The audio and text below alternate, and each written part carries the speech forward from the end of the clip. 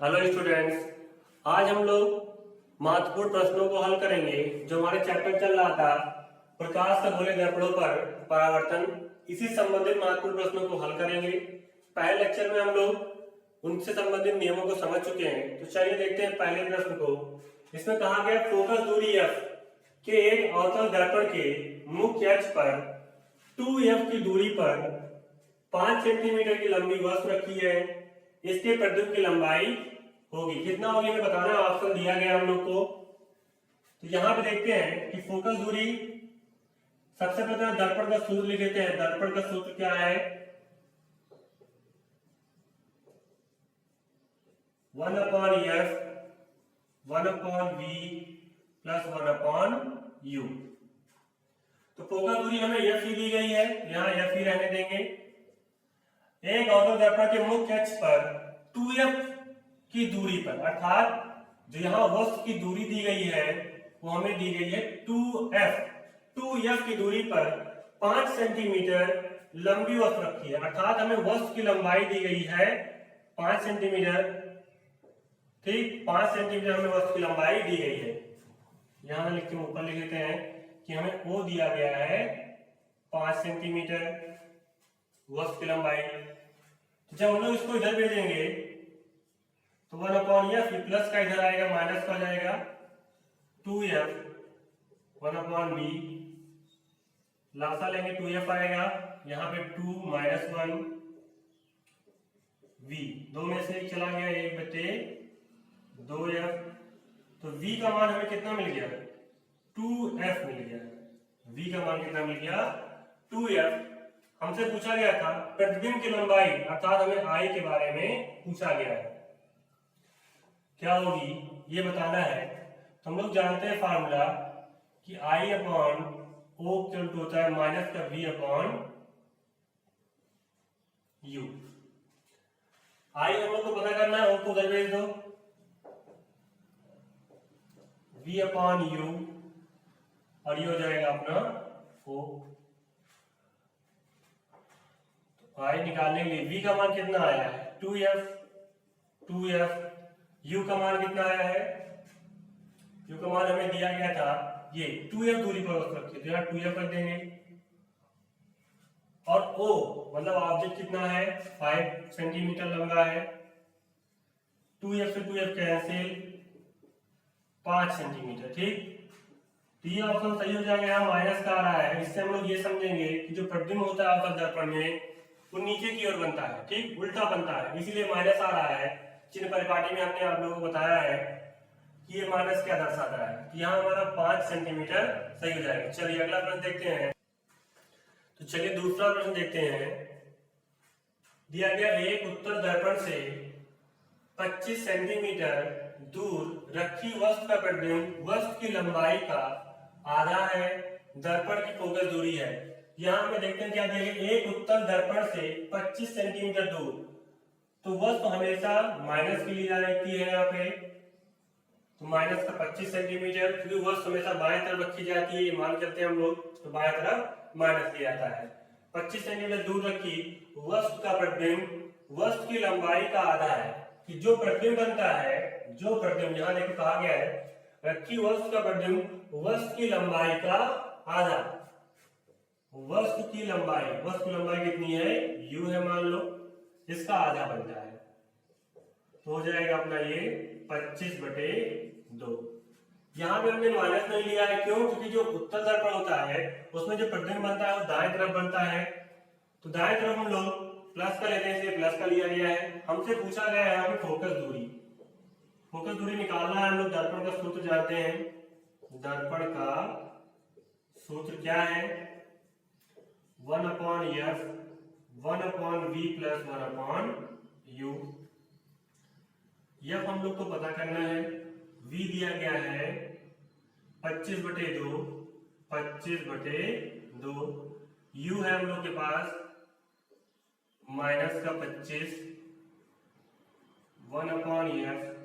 यहाँ देखिए 2 चला जाएगा ऊपर, 2/25 प्लस माइनस माइनस हो जाएगा, ये एलसीएम लेंगे यहाँ तो 25 ही आएगा।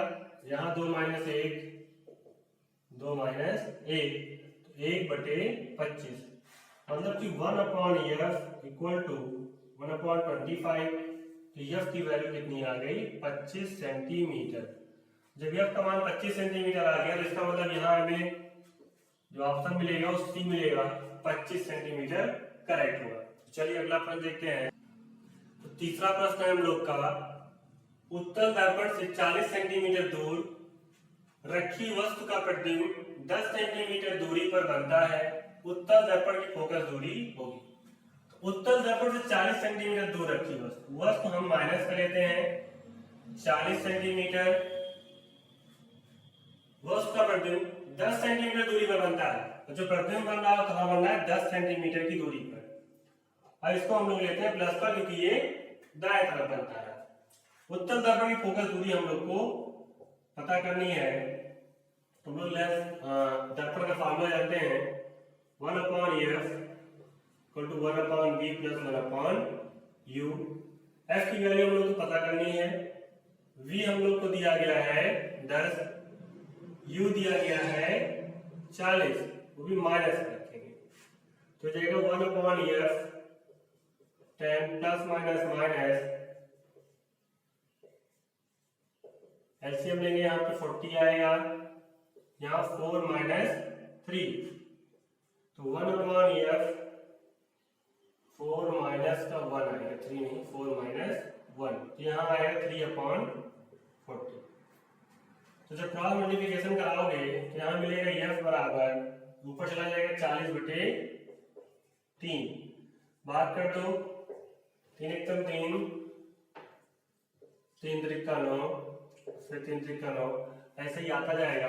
तुम लोग का ऑप्शन जो करेक्ट होगा वो सी हो जाएगा, ठीक, 13.3 सेंटीमीटर।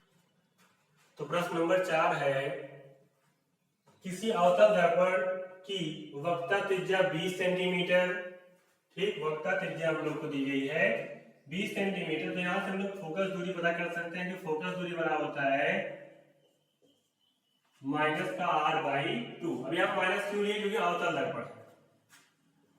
तो यह बराबर हो जाएगा, r का मान दिया गया 20/2, मतलब कि -10 आ जाएगा, ठीक। किसी वस्तु के दोगुने आकार का वास्तविक प्रतिबिंब बनाने के लिए, तो यम जो होता है हम लोग का वो बताता है कि 2 गुना है, 3 गुना है, 1 गुना कितना है। कह रहा है किसी वस्तु के दोगुने आकार का प्रतिबिंब बनाने के लिए वस्तु को दर्पण से दूर रखना होगा, मतलब कितना दूर रखना होगा।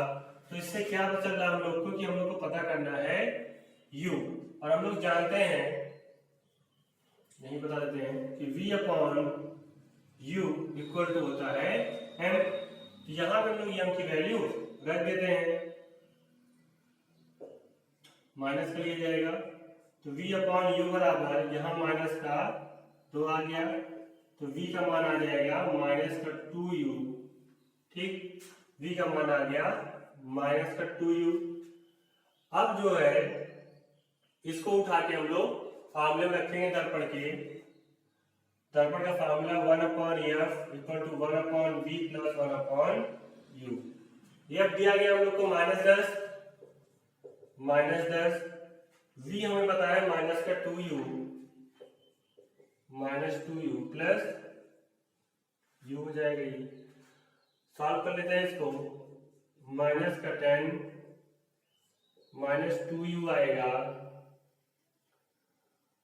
और ये हो जाएगा 1 -2, तो 1/-10, और यहाँ माइनस का 1/-2u।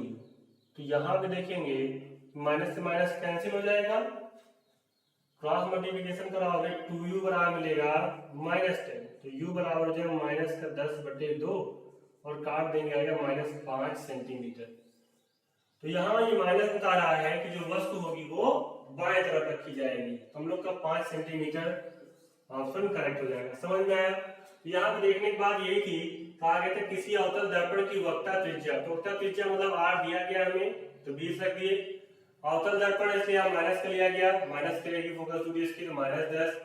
किसी वस्तु के दोगुने आकार, 2 गुने 1 गुने 3 या फिर जो कुछ भी कहा जाता है ऐसा प्रश्न में, तो उसका मतलब होता है यम की वैल्यू दी गई है माइनस क्यू वी ए। किसी वस्तु का दुगुनी आकार का वास्तविक प्रतिबिंब बनाने के लिए यहाँ मैंने माइनस का इसलिए लिया कि यह वास्तविक प्रतिबिंब बोला गया है, तो यहाँ मान रखेंगे माइनस का 2, ठीक, यहाँ माइनस का 2 रख दिया गया, और v अपॉन यू, तो यू चला गया इधर, तो 2u हो गया। अब हमें v का भी मान मिल चुका है, तो हम लोग दर्पण के फार्मूले रख के सॉल्व कर लेंगे और हमें u का मान मिल जाएगा। चलिए अगला प्रश्न देखते हैं। तो चलिए प्रश्न नंबर 5 देखते हैं। इसमें कहा गया है एक मोमबत्ती की ज्वाला का प्रतिबिंब अवतल दर्पण के सामने उससे 30 सेंटीमीटर की दूरी पर बनता है। मतलब प्रतिबिंब है ये, तो 30 सेंटीमीटर ये दिया गया, और चूंकि ये अवतल दर्पण है इसलिए हमने माइनस ले लिया। 30 सेंटीमीटर दूरी पर बनता है। ज्वाला की लंबाई 10 सेंटीमीटर है, तो जो ज्वाला है उसकी लंबाई बन रही है 10 सेंटीमीटर की। मतलब कि ज्वाला क्या होगी, प्रतिबिंब होगी।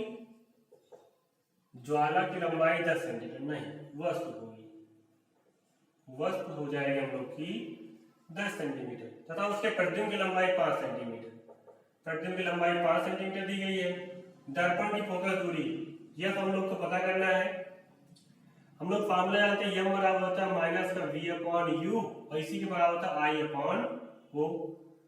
तो यहाँ पे हम लोग रखेंगे v अपॉन यू, i का मान 5, o का मान 10, तो क्या मिल जाएगा हम लोग को, v बराबर मिल जाएगा, v बराबर मिल जाएगा।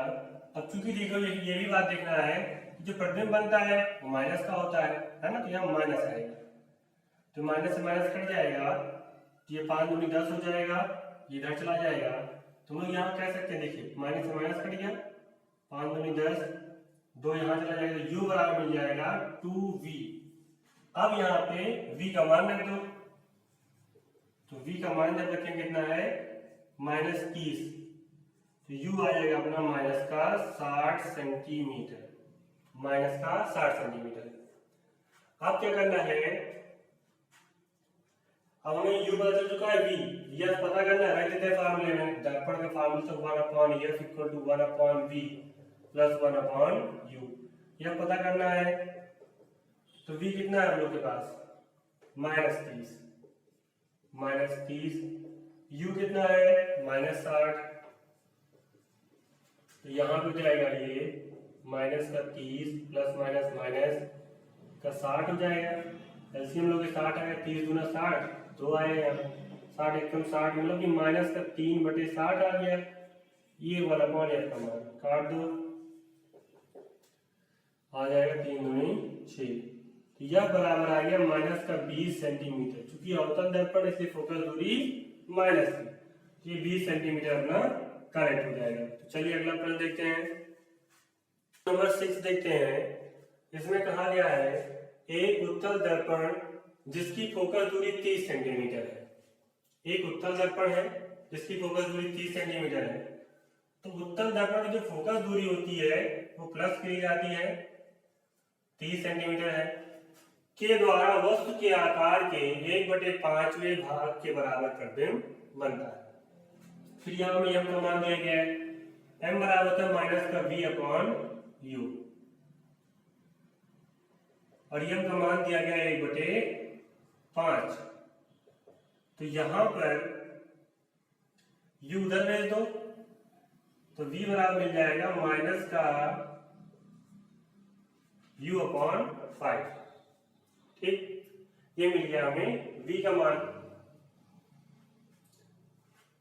दर्पण से वस्तु की दूरी पूछी गई है, दर्पण से वस्तु की दूरी अर्थात u हम लोग को पता करना है।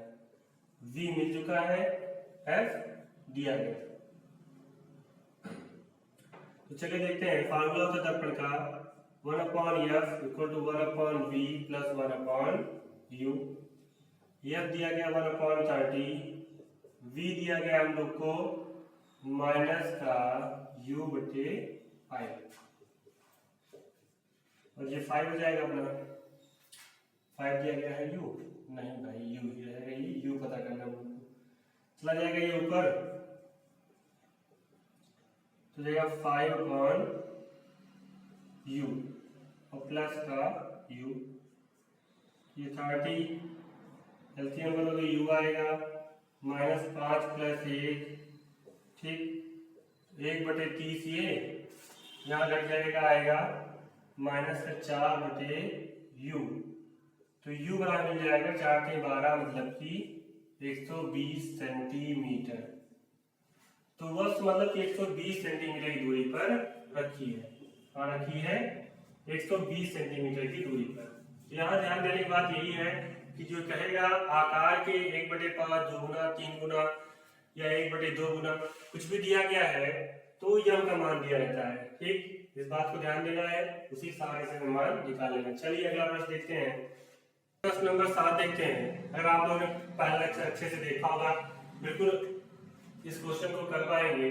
कहा गया यदि किसी वस्तु को एक दर्पण के सामने निकट रखने पर प्रतिबिंब सीधा बने, अर्थात अगर वस्तु उसके पास में रखते हैं दर्पण के तो प्रतिबिंब सीधा बने, परंतु दूर रखने पर प्रतिबिंब उल्टा बने तो दर्पण होगा। तो वो कौन सा दर्पण होगा?